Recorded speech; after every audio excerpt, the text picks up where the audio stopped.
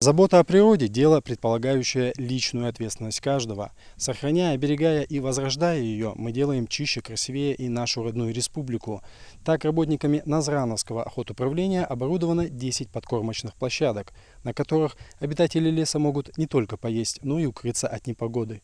Лето в ингушских лесных хозяйствах – горячая пора. Егери и охотоведы ежедневно пополняют кормушки для диких животных лакомствами. За год уходит до 10 тонн сена, солонца, пшеницы и ячменя. Подопечных на этом участке немало. Около 20 голов косуль, кабанов на порядок больше – 46 голов. В подавляющем большинстве хищники, популяцию которых контролируют работники охотучастка Назрановского района. Для этого ставятся фотоловушки, а в зимний период по следам отслеживают их перемещение. Мы стараемся контролировать численность хищников, делаем коллективные охоты, ведем отстрел хищника. В нашем районе 3 фотоловушки, именно в нашем районе. Эта фотоловушка на этом подкормочном площадке в неделю 150-160 кадров он делает записей.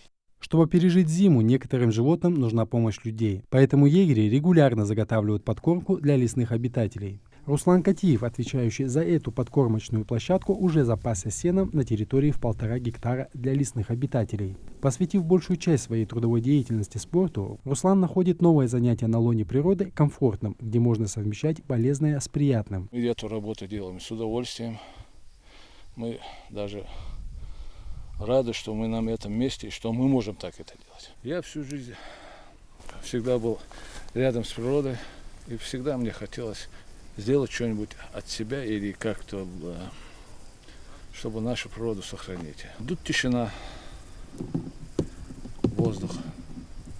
Нету никаких лишних этих шума, нету ничего. Природа есть, вы сами видите, как здесь спокойно, тихо и красиво. Подкармливают обитатели леса круглый год, но особенно самое тяжелое для зверей время поздней весной и с приходом первых холодов. Охотников держат подальше. Днем встретить здесь живность очень сложно, а ночью лесники разрешают охотиться и только на хищников. Харун Аздоев, Магомед Даскиев, Новости 24.